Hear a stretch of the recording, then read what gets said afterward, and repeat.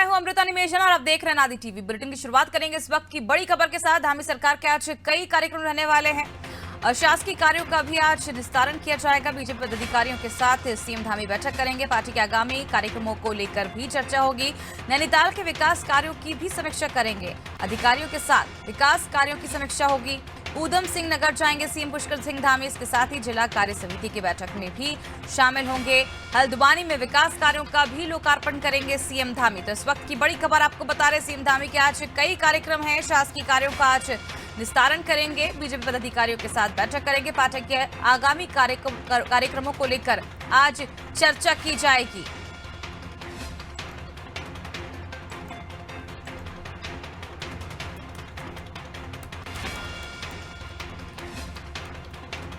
ज्यादा जानकारी के लिए रुक करते संवाददाता सोनू की ओर। सोनू, सीएम धामी के आज कई कार्यक्रम रहने वाले हैं। इसके साथ ही बीजेपी पदाधिकारियों के साथ भी बैठक की जा सकती है।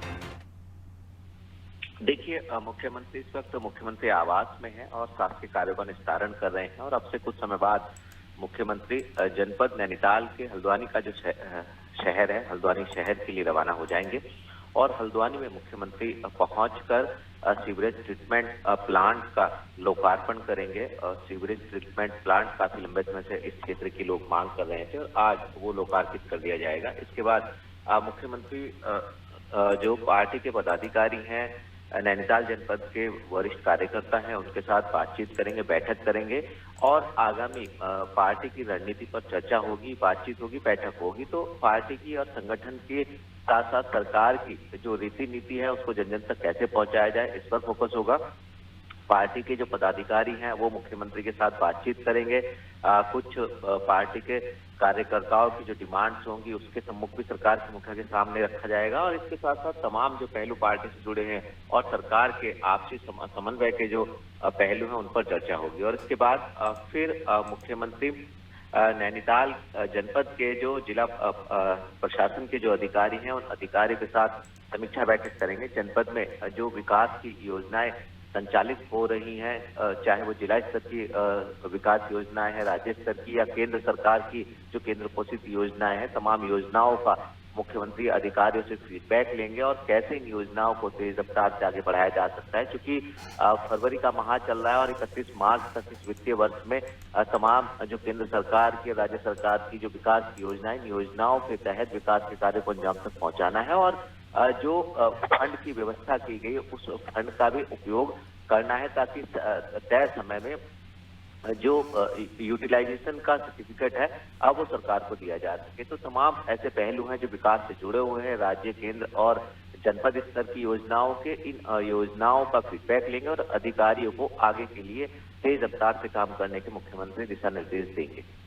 बिल्कुल सोनू, आज ये बैठक काफी अहम मानी जा रही है क्योंकि जो योजनाएं सरकार द्वारा चलाई जाती हैं कहीं ना कहीं वो जनता तक पूरी तरह से नहीं पहुंच पाती हैं और उसके बाद कहीं ना कहीं सरकार की जो है वो किरकिरी होती है। तो आज इस बैठक के दौरान ये अधिकारियों को निर्देश दिए जाएंगे, जो नेता हैं उन्हें भी कहा जाएगा कि जो फीडबैक लिया जाए ताकि जो योजनाएं सरकार द्वारा चलाई जाती है जनता तक पहुंच पा रही हैं या फिर नहीं। बने रहिए आप हमारे साथ सोनू, आपसे और जानकारी हम लेंगे। तो बता दें आज कई कार्यक्रम रहने वाले हैं सीएम धामी के। इसके साथ ही शासकीय कार्यों का भी आज निस्तारण होगा। बीजेपी पदाधिकारियों के साथ बैठक करेंगे। पार्टी के आगामी कार्यक्रमों को लेकर आज चर्चा की जाएगी। नैनीताल के विकास कार्यों की भी आज समीक्षा करेंगे सीएम धामी। चलिए बात करते हैं अगली बड़ी खबर की, जो कि देहरादून से मिल रही है, जहां लोक सेवा आयोग ने आरक्षण लागू किया है। 30% क्षैतिज आरक्षण आयोग ने लागू कर दिया है। पीसीएस परीक्षा से दूसरे राज्य की महिलाएं बाहर। उत्तराखंड सरकार महिला क्षैतिज आरक्षण मामले में सुप्रीम कोर्ट से विशेष अनुग्रह याचिका आज वापस ले सकती है। चलिए ज्यादा जानकारी के लिए रुक करते संवाददाता सोनू की ओर। सोनू, लोक सेवा आयोग ने आरक्षण लागू किया है, 30% क्षैतिज आरक्षण लागू कर दिया, क्या कुछ जानकारी से लेकर? देखिए, ये जो मामला था, पहले राज्य सरकार ने इसमें महिलाओं को आरक्षण देने के लिए शासनादेश जारी किया था और इस शासनादेश का कुछ अभ्यर्थियों ने हाईकोर्ट में हाईकोर्ट से इसका सहारा लिया और हाईकोर्ट ने इस पर रोक लगा दी और उसके बाद से सरकार ने इसमें एसएलपी दायर की थी जिसकी सुनवाई आज होनी है। तो एक तरफ तो कोर्ट में आज जो एसएलपी पर सुनवाई होनी है, माना ही जा रहा है कि चूंकि अब सरकार पूरे प्रावधान के तहत सभी औपचारिकताओं को अपनाते हुए सरकार ने जो अध्यादेश है वो जारी किया, उसके बाद फिर कानून बनाया और कानून बनाने के बाद पूरा जब कानून अब तैयार हो चुका है, राज्यपाल की मंजूरी भी मिल चुकी है, तो अब इस कानून को उत्तराखंड में लागू कर दिया गया। लोक सेवा आयोग ने 30% जो 36 आरक्षण महिलाओं को सरकारी सेवाओं में दिए जाने का कानून बनाया है, वो पूरी तरह से तैयार हो गया है। तो चूंकि हाईकोर्ट के आदेश के विरोध में सुप्रीम कोर्ट का दरवाजा सरकार ने खटखटाया, तो माना ही जा रहा है कि सरकार ने अपना कार्य पूरा कर लिया, तो अब इसकी बहुत ज्यादा आवश्यकता नहीं है। चूंकि कोर्ट में आज सुनवाई होनी है, तो आज सरकार इस अपनी याचिका को वापस ले सकती है और बहुत ज्यादा विकल्प सरकार के पास नहीं है। दूसरी तरफ आयोग ने बैठक की है और बैठक करने के बाद ये फैसला लिया है कि जो महिलाएं उत्तराखंड की रहने वाली है, इनको इस आरक्षण का फायदा दिया जाएगा सरकारी सेवा में। तो जो अन्य प्रांतों की महिलाएं हैं उनको अब चूंकि आने वाले समय में पीसीएस की मुख्य परीक्षा होनी है, जो प्री परीक्षा में जो रिजल्ट आए थे उसके तहत तमाम महिलाओं की जो लिस्ट है उसमें बदलाव किया गया और 3247 ऐसी महिलाएं हैं जो अन्य प्रांतों की, जिनको बाहर का रास्ता दिखा दिया गया है, तो यानी लिस्ट से बाहर कर दिया गया है। तो आयोग एक तरफ आने वाली जो पीसीएस की परीक्षाएं हैं उनको अब महिलाओं को ज्यादा से ज्यादा आरक्षण नियम के तहत दिया जा सकेगा, इस पर फोकस कर रहा है। और जो तमाम आयोग की अन्य व्यवस्थाएं परीक्षाओं से जुड़ी हुई उन पर भी चिंतन मनन करने में लगा हुआ। तो ये कहीं ना कहीं मातृशक्ति के लिए, उत्तराखंड की नारी के लिए, उत्तराखंड की मातृशक्ति को सशक्त करने के लिए राज्य सरकार ने जो फैसला लिया, इसकी सराहना भी की जा रही है और इसका फायदा उत्तराखंड की महिलाओं को मिलना भी शुरू हो जाएगा। जी प्रीता। बिल्कुल सोनू, कहीं ना कहीं उत्तराखंड की महिलाओं के सशक्तिकरण को बढ़ावा मिलेगा इससे, और सरकार के पास जैसे कि ज्यादा विकल्प नहीं है, और ऐसे में उत्तराखंड सरकार महिला क्षतिश आरक्षण मामले में सुप्रीम कोर्ट से विशेष अनुग्रह याचिका वापस ले सकती है। और आज इस मामले में सुप्रीम कोर्ट में सुनवाई भी होनी है। ये भी माना जा रहा है कि सुनवाई के दौरान राज्य सरकार अपना पक्ष रखते समय ये जानकारी दे सकती है कि राज्य में अधिवास करने वाली महिलाओं के लिए सरकारी नौकरियों में 30% क्षैतिज आरक्षण का अधिनियम बनाया जा चुका है। अब 4 धाम यात्रा महंगी हो सकती है, 10% तक बढ़ सकता है किराया। व्यवस्था समिति ने शासन से सिफारिश की है। मामले में 14 फरवरी को समिति की बैठक होगी और बैठक में सर्वसम्मति से ये फैसला लिया जाएगा। तो इस वक्त की बड़ी खबर आपको बता रहे हैं, 4 धाम यात्रा अब महंगी हो सकती है, 10% तक किराया जो है वो बढ़ाया जा सकता है। ज्यादा जानकारी के लिए रुक करते संवाददाता सोनू की ओर। सोनू, अब 4 धाम यात्रा जो है वो महंगी हो सकती है, बैठक में सर्वसम्मति के साथ ये फैसला भी लिया जाएगा। देखिए, ये प्रस्ताव तैयार किया गया है। जो प्राइवेट सेक्टर के जो वाहन चालक है, वाहन स्वामी है, उन्होंने बैठक की है और इसमें जो अगली बैठक होनी है उस बैठक पर सब सम्मति से फैसला लिया जाएगा। प्रस्ताव तैयार कर शासन को, सरकार को भेजा जाएगा और सरकार इस पर विचार करेगी। महंगाई का हवाला दिया गया है, तमाम जो वाहनों से जुड़े हुए पार्ट्स हैं वो महंगे होने का हवाला दिया गया है। तो ऐसे में अब चूंकि ये प्रस्ताव तैयार किया गया और फाइनल एक बैठक और होने के बाद जब इस प्रस्ताव को शासन को भेजा जाएगा तो सरकार इस पर विचार करेगी कि जो 4 धाम यात्रा मार्ग पर चलने वाले निजी सेक्टर के जो वाहन है, इनके जो किराया है इसमें कितना इजाफा किया जा सकता है, कितना बढ़ोतरी की जा सकती है और ये बढ़ोतरी जो है वो जनहित में है या वाहनों के स्वामियों के हित में है या नहीं। क्योंकि ऋषिकेश उत्तराखंड की 4 धाम का प्रवेश द्वार कहलाता है और ऐसे में बड़ी संख्या में यहाँ से जो निजी वाहन है वो 4 धाम की यात्री को कराते हैं। तो अब ये जो प्रस्ताव तैयार किया गया है, आज बैठक के बाद देखना होगा जब ये शासन को के पास ये प्रस्ताव भेजा जाएगा कि सरकार आखिर इसमें क्या फैसला लेती है। बिल्कुल, जिस तरह से सोनू पिछली बार भी यात्रा में बढ़ोतरी की गई थी और किराए में, और इस बार भी बढ़ोतरी की जाने की संभावना बताई जा रही है, क्या लगता है ऐसे में जो यात्री यहाँ पर पहुँचते हैं दर्शन करने के लिए, उनमें कितनी ज्यादा क्या कुछ कमी देखने को मिलेगी? देखिए, ये बात सही है कि जो महंगाई का ग्राफ दिनों दिन बढ़ेगा और यात्रा खास तौर से जो अपने वाहनों से वो यात्रा करने नहीं आते हैं और प्राइवेट या सरकारी वाहनों के माध्यम से यात्रा करते हैं, तो ऐसे लोगों पर इसका असर जरूर पड़ेगा और कहीं ना कहीं थोड़ा बहुत कुछ परसेंट हम कह सकते हैं कि यात्रा प्रभावित हो सकती है, क्योंकि प्रत्येक श्रद्धालु ये चाहता कि कम से कम बजट में वो यमुनोत्री, गंगोत्री, केदारनाथ, बद्रीनाथ के दर्शन कर सके और जो सिखों का पवित्र धार्मिक स्थल है हेमकुंड साहिब के दर्शन कर सके। और ऐसे में जब यात्रियों की जेब पर किराए का भार पड़ेगा तो निश्चित तौर पर प्रत्येक यात्री ये चाहेगा कि उसको कम से कम धनराशि खर्च कर उसकी यात्रा सुरक्षित और सफल यात्रा हो सके। तो अब ये संतुलन सरकार को बनाना है। जो वाहन चालक हैं, जो वाहन के स्वामी हैं, जो व्यवस्था को देखने वाले लोग हैं, खास तौर पे बड़ा तबका है, इन्होंने सिफारिश की है और इस सिफारिश के बाद सरकार आखिर क्या फैसला लेती है और अगर बढ़ोतरी करती है तो वो कितने % करती है, ये देखना होगा। बिल्कुल, लगातार महंगाई बढ़ रही है और ऐसे में 10% अब किराया भी बढ़ाने की बात हो रही है चारधाम यात्रा की। ऐसे में कहीं ना कहीं थोड़ा बहुत असर इसमें देखने को मिलेगा। पिछली बार भी किराए में बढ़ोतरी की गई थी, हालांकि उस वक्त इस तरह असर नहीं देखा गया था इसका, लेकिन इस बार अनुमान लगाया जा रहा है कि इसका थोड़ा बहुत फर्क पड़ सकता है। चारधाम यात्रा संचालित करने वाली जो निजी बस मालिकों की संयुक्त स्टेशन रोटेशन यात्रा व्यवस्था समिति ने इस साल भी शासन से किराया बढ़ाने की सिफारिश की और इस संबंध में अब 14 फरवरी को समिति की बैठक होगी और इसमें सर्वसम्मति से निर्णय लिया जाएगा और उसके बाद किराए में 10% किराया बढ़ाया जा सकता है। चलिए बात करते हैं इस वक्त की बड़ी खबर की, जो कि देहरादून से मिल रही है, जहां पर धामी सरकार दायित्व का बंटवारा करेगी। प्रदेश सरकार जल्द ही कर सकती है इसकी घोषणा। खाली पदों के बारे में ब्यौरा भी तलब किया जा सकता है।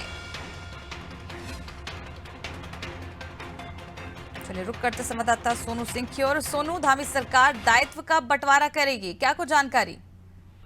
देखिए, हाल ही में हम लोगों ने ये मैसेज अनादि टीवी के तमाम दर्शकों तक पहुंचाया था कि राज्य की सरकार का जब से गठन हुआ था, धामी सरकार का, तब से पार्टी के कार्यकर्ता, पार्टी के पदाधिकारी, जिन्होंने सरकार गठन से पहले चुनाव के दौरान काफी मेहनत की और सरकार को पार्टी को सत्ता में लाए, तो ऐसे पार्टी पदाधिकारियों को, पार्टी के नेताओं को दायित्व दिए जाने हैं और इसमें कई रसूखदार नेता भी शामिल हैं। तो ऐसे पार्टी के कार्यकर्ताओं को दायित्व दिए जाने की कवायद संगठनात्मक स्तर पर शुरू हो गई और संगठनात्मक स्तर पर यानी पार्टी के स्तर पर ये होमवर्क पूरा कर लिया गया है और अब इसमें जो सरकारी औपचारिकताएं हैं वो होनी है। जो मंत्रिपरिषद विभाग है उसने सभी जो विभागों के अपर मुख्य सचिव हैं, प्रमुख सचिव हैं, सचिव हैं और जो अन्य अधिकारी हैं उनको पत्र लिखकर ये बात कही है कि जो निगम है, बोर्ड है, समितियां हैं विभागों की,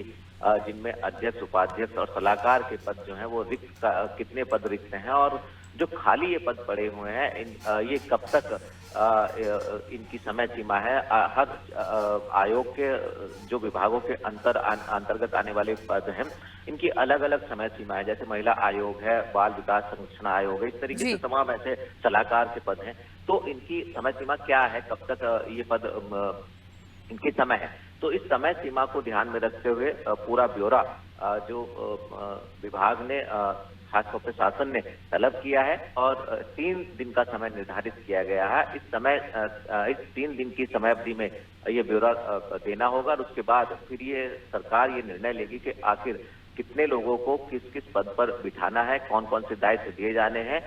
जो लंबे समय से पार्टी के कार्यकर्ता, पदाधिकारी आस लगाए बैठे हैं, उनकी अब जल्द ही ये आस पूरी होने वाली है। जी बिल्कुल सोनू, जो पार्टी के पदाधिकारी हैं जो लंबे समय से इंतजार कर रहे थे, अब जल्द ही उनका इंतजार खत्म होगा। 3 दिन का वक्त दिया गया है। खाली पदों के बारे में ब्यौरा पेश किया जाएगा और उसके बाद ये तय किया जाएगा कि कैसे क्या कुछ जिम्मेदारी मिलती है और अब जल्द ही सरकार, धामी सरकार दायित्व का बंटवारा करेगी। प्रदेश सरकार जल्द ही दायित्व का बंटवारा करने की घोषणा भी करेगी। शासन ने सभी विभागों से उनके अधीन आयोगों, निगमों, बोर्ड और समितियों में अध्यक्ष, उपाध्यक्ष, सलाहकार सहित अन्य दायित्व के खाली पदों के बारे में 3 दिनों में ब्यौरा तलब किया है। मंत्रिपरिषद विभाग ने सभी अपर मुख्य सचिव, प्रमुख सचिव और प्रभारी सचिवों के संबंध में पत्र जारी कर विभागों के अधीन दायित्व सूचना का एक प्रारूप भी तैयार करने की बात कही गई है। चलिए बात करते हैं अगली बड़ी खबर की। दूध उत्पादकों को अब भुगतान जल्द होगा। भुगतान के लिए जो इंतजार करना पड़ता था वो अब इंतजार खत्म होगा। केंद्र सरकार को 35 करोड़ का प्रस्ताव भेजा गया है। केंद्रीकृत प्रणाली तैयार करने के लिए प्रस्ताव भेजा गया। प्रस्ताव पर 17 फरवरी को बैठक होगी। ज्यादा जानकारी के लिए रुक करते संवाददाता सोनू की ओर। सोनू, दुग्ध उत्पादों को अब भुगतान जल्द होगा?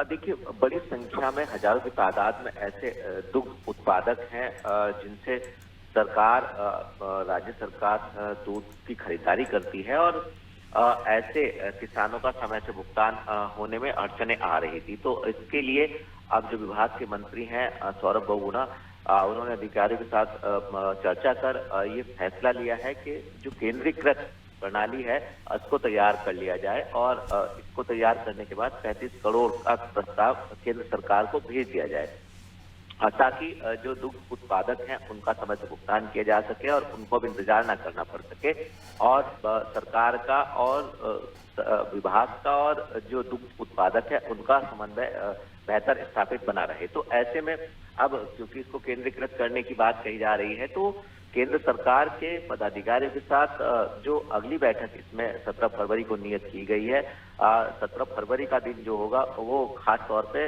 दुग्ध उत्पादकों के लिए ये निर्णय लेने वाला होगा कि इनका जो भुगतान है वो समय पर हो पाएगा या अभी इसमें और इनको इंतजार करना पड़ेगा।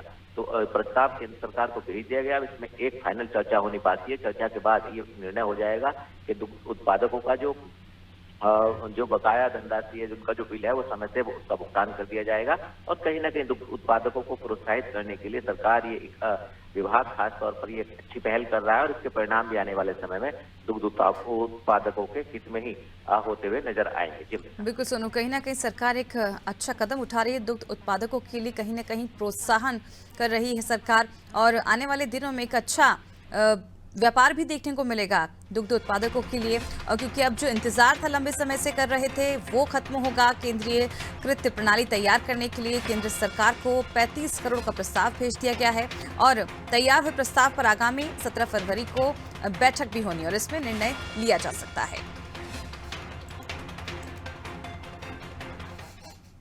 सीधार वार्ड के मकानों में दरारें आ गई हैं। मकानों के सर्वे के लिए टीम पहुंची। बद्रीनाथ हाईवे के निचले क्षेत्र में खतरा बढ़ गया है। कई भवनों की दरारें चौड़ी हो गई हैं। स्थायी पुनर्वास पर कैबिनेट में चर्चा होगी। बैठक में महत्वपूर्ण फैसला लिया जा सकता है। जोशीमठ में 868 मकानों में दरारें आ चुकी हैं।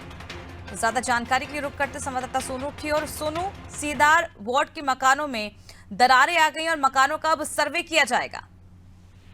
देखिए, अभी हाल ही में जब हम इस पर चर्चा कर रहे थे तो 863 ऐसे मकान थे जिनमें दरारें आई थी और उसके बाद शासन प्रशासन के और विशेषज्ञों की लगातार नजरें बनी हुई थी और ये बातें सामने आ रही थी कि अब दरारों का आकार नहीं बढ़ रहा है। लेकिन अब अचानक से फिर जो सिंहधार वाला वार्ड है इस एरिया में दरारें जो है वो फिर से बढ़ने लगी हैं और 5 ऐसे भवन चिन्हित किए गए हैं जिन घरों में दरारें आई हैं। हालांकि दोबारा से टीम पहुंच गई है और फिर से एक बार सर्वे शुरू हो गया है कि आखिर इस क्षेत्र में दरारें बढ़ने की वजह क्या है। विशेषज्ञों की फाइनल रिपोर्ट अब इस पूरे मामले पर नहीं आ पाई है, लेकिन सरकार लगातार कोशिश कर रही है, प्रयास कर रही है और शासन स्तर के अधिकारी लगातार मॉनिटरिंग कर रहे हैं। इसके कई प्रारूप तैयार किए गए हैं। आखिर जो जोशीमठ के प्रभावित लोग हैं इनका स्थायी पुनर्वास कैसे किया जा सकता है, इसका क्या फॉर्मूला होगा, कैसे इनको राहत दी जा सकती है और कैसे इस क्षेत्र का पूरा ट्रीटमेंट किया जा सकता है। जो असुरक्षित भवन है उनका ध्वस्तीकरण कर अन्य भवनों को क्षति न पहुंचे, इस पर फोकस किया जा सकता है। तमाम ऐसे पहलू हैं जो जोशीमठ से जुड़े हुए हैं। जो इसके महत्वपूर्ण पक्ष हैं इनको कैबिनेट की बैठक में रखा जाएगा और कैबिनेट की मंजूरी के बाद संभवतः इस क्षेत्र के प्रभावित लोगों को राहत पहुंचाई जा सकती है। जमृता। बिल्कुल सोनू, बहुत बहुत शुक्रिया तमाम जानकारी की। तो बता दें जोशीमठ में एक बार फिर जो मुश्किलें हैं वो कम होने का नाम नहीं ले रही हैं। सिंहधार वार्ड के मकानों में अब दरारें आ गई हैं और मकानों के सर्वे के लिए अब टीम पहुंची है। हालांकि पहले भी सर्वे किया जा रहा था, लेकिन जब काफी लंबे समय तक दरारें नहीं पाई गई तो जो टीम की सर्वे था वो बंद कर दिया गया था। लेकिन अब एक बार फिर सर्वे करने के लिए टीम पहुंची। बद्रीनाथ हाईवे के निचले क्षेत्र में खतरा बढ़ गया है। कई भवनों की दरारें चौड़ी हो चुकी हैं। स्थायी पुनर्वास पर कैबिनेट में इसे लेकर अब चर्चा की जाएगी, निष्कर्ष निकाला जाएगा और बैठक में कोई महत्वपूर्ण फैसला भी सरकार की ओर से लिया जा सकता है। फिलहाल मेरे साथ इस वक्त के बुलेटिन में इतना ही। आप देखते रहिए आदि टीवी। नमस्कार।